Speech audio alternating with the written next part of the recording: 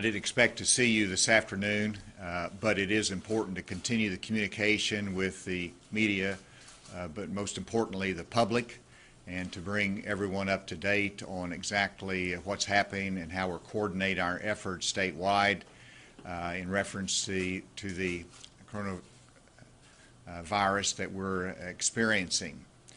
Whenever you look at our statewide effort, I'm grateful to be joined by the Attorney General. We'll have comments here shortly. Dr. Nate Smith with the Department of Health, Dr.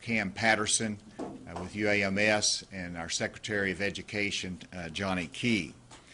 Since we met yesterday, we've had 4 additional cases, bringing the total to 16. Dr. Smith will elaborate on these 4 new cases. But I think you'll see from those that the message to the public as to how to handle these is becoming more clear, and they're responding well in terms of their approach to the emergency rooms and the hospitals as they seek care. I also want to compliment the progress we've made on testing. And there's 3 different ways that we're looking at obtaining testing here and expanding that capability in Arkansas. First, through the Department of Health, that they have their ongoing capacity now, but we expect that to be expanded tenfold by the end of next week, where they can process 200 tests during the day. And then UAMS has done an incredible job of accelerating their development of an in-house test. Dr. Patterson will comment on that, but both of those together will give us, hopefully by the end of next week, 440 capacity per day for tests across Arkansas. So you can see the level of increase through these multiple efforts. In addition, of course, right now we have the commercial testing labs that are working well. That takes about 2 days, but you'll see that 2 of the confirmations that we received just last night came from commercial labs, and so that information is coming into us, helps us to have more information, and there's hundreds if not thousands of commercial tests that are happening all across this state, and we expect those results to continue to come in. Many of those are negative results, which is good news, but we did have 4 positive results as well. I also want to mention to the public that we need to avoid panic buying. Grocery stores will continue to be open in the future. Grocery stores will not be closed, and while it is wise to have enough for a short period of time in the house, we don't need to have purchases that are going to last for a month or 2 months. Grocery stores will be open and they will be available. The supply chain continues to work in the United States of America. And we've seen illustrations of panic buying, urgent buying, and we don't need that. We need to be calm about that. We need to understand that the grocery stores and the food and essential supplies will be available in the normal course in the coming weeks and the coming months as well. With that, I invite Dr. Nate Smith to give a more complete report, followed by Dr. Patterson, and then the Attorney General for comments and information that's important to the public as well. Dr. Smith. Thank you, Governor, and thank you for being here for the media briefing. Of the 4 new cases that we have reporting, 2 of those actually came from a commercial lab. Those were reported to us from a commercial lab. These cases were acquired out of state, and the individuals self-isolated themselves, and so there are no additional contacts, and their county residence is Garland County, but we don't have any children involved, no school issues, and no contacts associated with those 2. The other 2 are contacts to our original case in Jefferson Regional, and neither of those patients are hospitalized.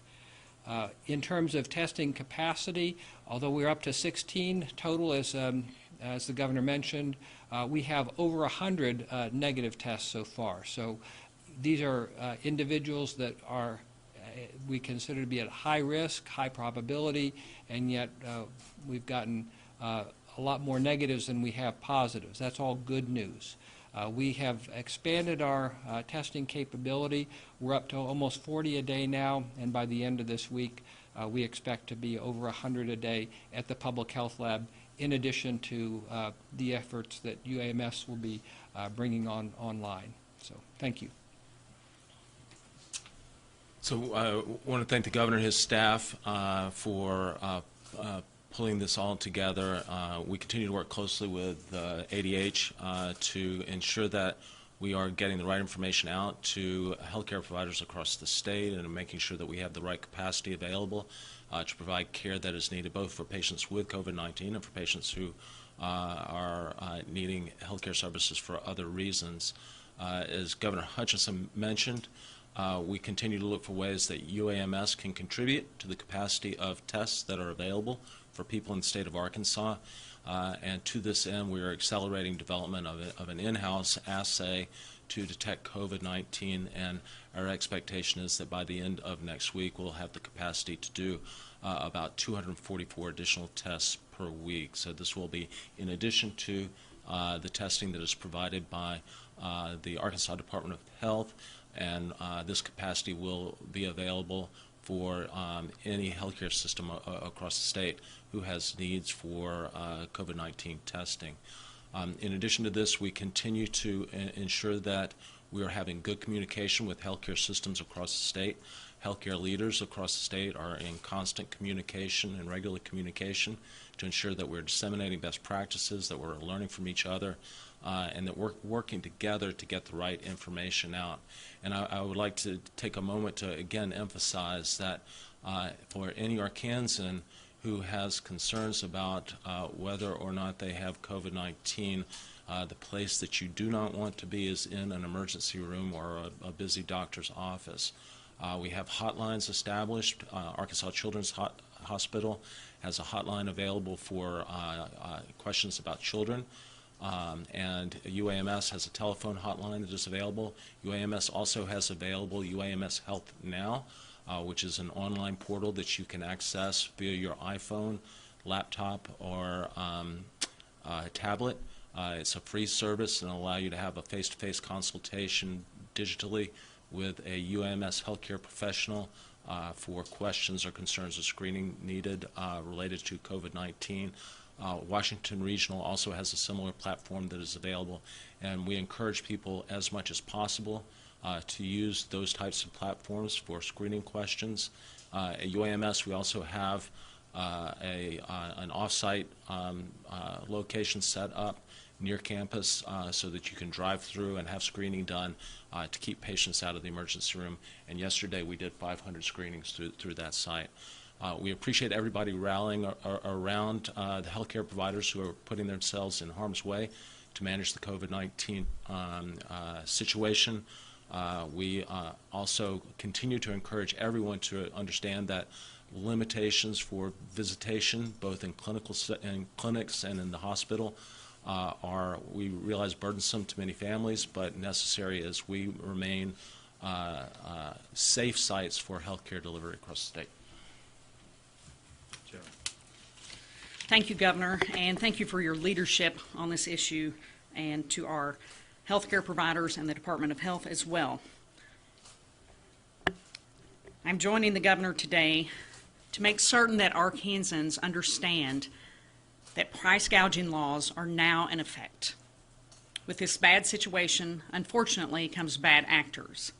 And when the Governor announced a statewide public health emergency declaration due to COVID-19, it triggered Arkansas law on price gouging, and it will be in effect for at least 30 days. However, it can be extended. This is under Act 376 of 1997. The price gouging law is broad. It's meant to cover consumer goods that may be in short supply. These may be some examples include disinfectant, cleaning, personal items, medicine, medical supplies, goods used for personal care, food, and water. This applies not only to individuals who are making those purchases and reporting them to us, but anyone selling those products in the state of Arkansas, whether it's an individual or a business. Many times we see this through our retailers, perhaps a small store or a pharmacy. But it also applies to individuals on Facebook Marketplace or individuals using something such as Amazon or any other online platform. The price gouging law limits price increases to 10% above the price immediately before the emergency was declared. For example, we have been made aware of a situation of a pharmacy in western Arkansas who was selling a case of water for $4. Now that case of water is being sold at nearly $8. That is well above the price gouging laws, and they will be receiving a call, letter, email, and a lot of contact from my office. I spoke earlier with Dr. Patterson. Not only are individuals at risk of price gouging law, or individuals and companies price gouging them, but so are hospitals. Dr. Patterson shared with me that some of the products that UAMS has been purchasing, perhaps a face mask, which had normally been sold at 80 cents per unit, is now being sold at $22 per unit. Same thing with gowns. What had been sold for less than $1 a unit is being priced to them at $18 a unit. And we know that our medical providers are going to do what they can to get those products, but we will be holding the sellers accountable for price gouging. Dr. Patterson also informed me that he will be meeting via telephone with a task force of hospitals to discuss this and other matters, challenges facing our hospitals. They're meeting, I believe, at 5 o'clock today. But we want hospitals as well as individuals, businesses, let us know if you have complaints about price gouging. What is the penalty for price gouging? It's very high, as it should be, because you're taking advantage of Arkansans in an emergency situation. For every violation of price gouging, you can receive a fine of up to $10,000. That's $10,000 for every single face mask or every single pallet of water that you sold over the limit. Likewise, individuals who are in violation of the price gouging laws will be charged a criminal crime, and we'll be working with our local prosecutors on that. That is an automatic misdemeanor for those who are found in violation of price gouging. So we encourage Arkansans to contact my office at arkansasag.gov. Likewise, our phone lines remain open at 800-482-8982. That's 800-482-8982. We're on all social media platforms. Please contact us because we want to protect Arkansans to ensure that these supplies are available for every single family, every single business, and medical provider as we go through this. Thank you very much. Thank you, Attorney General. That's an important message for the public, and hopefully that message will bring prices back down to where they should be. We're grateful for that message. I also want to now discuss the issue of the schools in Arkansas. We've had many communications from parents, from educators, and we continue to listen to the guidance of our National CDC headquarters and the professional health experts there, as well as our own health team here within the Department of Health and UAMS and other experts here in Arkansas.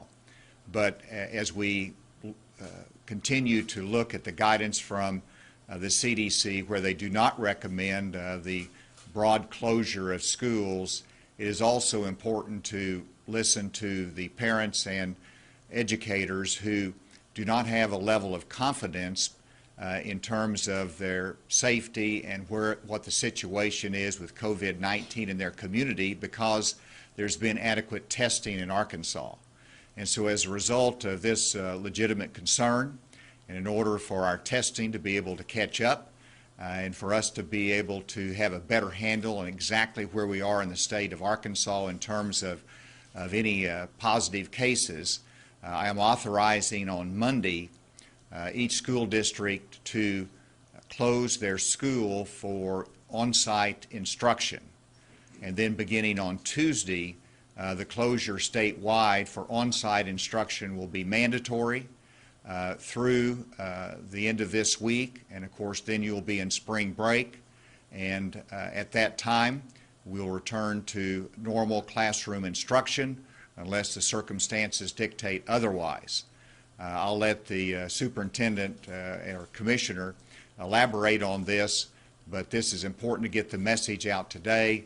One of the reasons Secretary Key advised that Monday should be an optional day because of this being late on Sunday. Parents need to make arrangements for child care or other arrangements for the children, and so it's up to the superintendents as to whether they have regular instruction on Monday or whether they go to online instruction. But beyond that, on Tuesday, statewide in Arkansas, the schools will be closed for on-site instruction. With that, let me recognize Secretary Key for additional comments.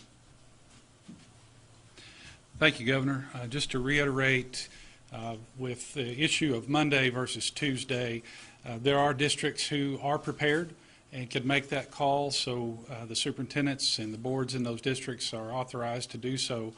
But we also know there are districts that need a day to not just allow their parents to make arrangements, but also for their staff to make arrangements to distribute AMI packets or to distribute the computers or electronic devices that their students will need to take home in order to do their alternative method of instruction work in that case. So also during this time, we will be working closely with the superintendents to make sure that they are going through a routine process of sanitizing, cleaning their buildings, and preparing those buildings for when school would resume after spring break. So we think this is prudent at this time to make this call. I appreciate the governor's leadership on this. It is a very tough call to make because we know that students depend on so many things for their care and education in their local schools. We also are heartened to know that in many of the communities they are making preparations for meal programs to continue. We will continue to work with our local districts to make sure that happens, and we are continuing to work with the USDA to make sure we have all the necessary waivers in place so that either the delivery or the grab-and-go models, whichever is appropriate for the school districts to use, will be in accordance with the USDA policies under that waiver. Thanks, Secretary Key. I'm glad to turn it over for any questions. Yes. For Dr. Smith, Dr. Fauci this morning said that he personally would not be visiting restaurants right now. Should people in Arkansas be congregating in restaurants, bars, movie theaters, other public places? It's a good question, and I think that the answer to that really depends on where in the United States that you live. We have active community spread of COVID-19 in some parts of the country. In Arkansas, we really have limited evidence of community spread, mostly in the Little Rock area. We don't have as many cases, and we don't have as widespread an epidemic here in Arkansas at this time as some states, and so I think that people who have high level of vulnerability, Dr. Fauci is very energetic, but he is in his late 70s, and so he's taking some precautions based on his age. I think many of our older Arkansans or those with underlying medical conditions should consider how much they want to be out there in the public, especially those who are in central Arkansas. For others, it's a different equation. We can continue to go on with life, many aspects of life, just trying to avoid contact with sick individuals, making sure that we avoid things like shaking hands that we normally do, wash hands frequently, try to avoid touching your face, and coughing into your elbow rather than coughing into your hands. The things that we do to prevent the transmission of flu as well. Isn't there some emerging evidence of asymptomatic transmission playing a part in this outbreak? And also, how can we say that we don't have significant evidence of community spread when our testing abilities are so limited? Can we really even have an accurate epidemiological picture of this outbreak? We don't have as clear a picture as we would like and as we will, but as I mentioned, we've done over 100 tests, all in individuals who had were we considered to be the highest risk, and we've only had 14 positive in our lab, plus the 2 from the commercial lab. So there may be cases, there certainly are cases, I'm sure, that we have not detected yet, but I don't have evidence of widespread transmission throughout Arkansas at this time. Now, what was the first part of your question? I'm sorry, did you have- Yeah, let me go ahead and take another question. Is there any other question? How are hospitals in smaller communities, rural communities, handling the screening and the testing process? Cam, you want to- I can speak to that. We're in close contact with the leaders in small hospitals across the state. I've been very heartened by what I have learned about their preparedness for this. They have in place, as far as we can tell, pretty rigorous screening protocols in place in alignment with CDC guidelines. We continue to work with each of these hospitals to ensure that they have the resources that they need to implement the screening procedures that are necessary. In fact, this afternoon we have a series of calls primarily focused on smaller hospitals across the state of Arkansas to continue to stress test their ability to respond to this. And so far, those stress tests have all indicated a resilient healthcare system, especially for rural Arkansas. Governor, Yes. could you please reiterate your message to the public when it comes to travel to places within the United States, so that spring break coming up, Washington State being one of the epicenter of this outbreak, and also your plans for travel outside of the state. Do you plan to cancel those plans as well? I do not have any plans to go out of state in the near future, but any trip that is planned, they need to ask some fundamental questions. And that is, am I going to an area that has extensive outbreak and reportable cases? Am I going to a location in which I'm going to be with family that I know? Are you going to events in which there's hundreds of people from unknown locations? Are you going by mass transportation? Are you going by private vehicle? All of those are considerations for deciding whether the travel is appropriate or not, the necessity of it. And then you have to think about, well, what happens when you return, and if you did pick up something, part of the virus, you test positive, then you might be quarantined for 24 days or, whenever you return. And so they need to think through each of those scenarios in making that decision. We recognize that people have made travel plans, but we want them to rethink and evaluate those. Dr. Smith related the case in Garland County. A couple traveled out of state, but they came back, they handled it well, they did test positive for it, but they didn't come in contact with anybody when they were here. And so you've got to be responsible, you've got to make good judgments, because it's not just your health, but it's your children, it's your family, and the community. Yes? Do the closings apply to daycares as well? The closings do not apply to daycare, although we recognize that many daycares will be impacted by that, and they'll make their own judgments. Jimmy, anything else on that, Secretary Key? Just say that in many of our school districts, we have ABC programs, and that's the state-funded pre-K program. Because they're part of the school district on the campus, those would close. We have other independently owned ABC programs, and those decisions will be left to those owners in guidance with DHS and the Division of Child Care and Early Childhood Education. And let me emphasize something that I think is important, that I want parents and educators to recognize that this decision is made based upon we'd like to have more information. We want the public to have greater confidence in the safety and health of their students as they go to school. But we also want an expectation that when we return from spring break, we expect there will be positive cases that have developed. We don't expect this to end, but we also want school to resume in a normal fashion. And while we might have to close school for a couple days if we find a positive test in a community or there might be a student that's impacted, we don't expect longer-term closures. Now, that's the expectation. I want parents to recognize how we're making this decision. And then, obviously, CDC can change guidance based upon circumstances. We'll continue to look at their guidance and to see if that changes. But that, based upon guidance right now and the opinion of my Dr. Smith and our public health experts, we do expect when classes resume after spring break to go back into normal class schedule.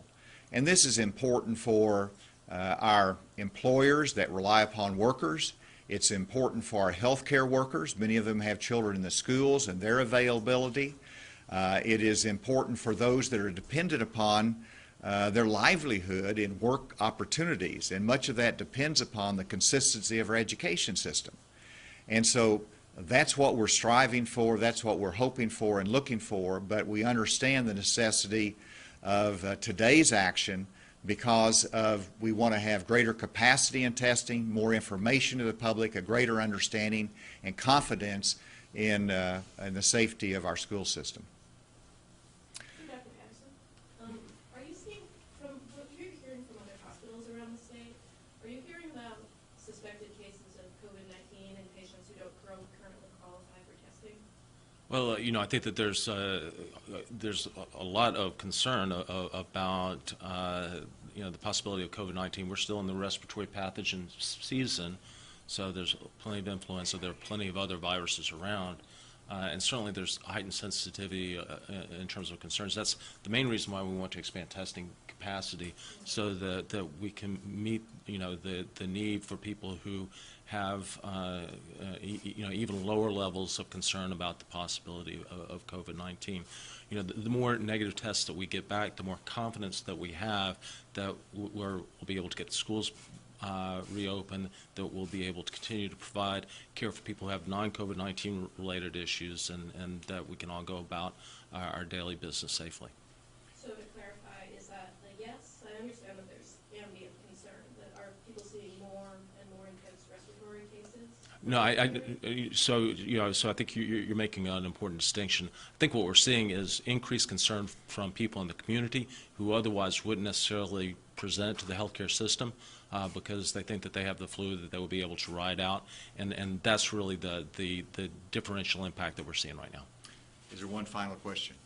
Yes. State employees, like more in a high-risk category, are they allowed to work remotely from home? In terms of state employees, each cabinet secretary has been given the flexibility to allow work from home as needed, and so they are given the authority to make that judgment, and as the case needs and the circumstances need, they will be able to work from home.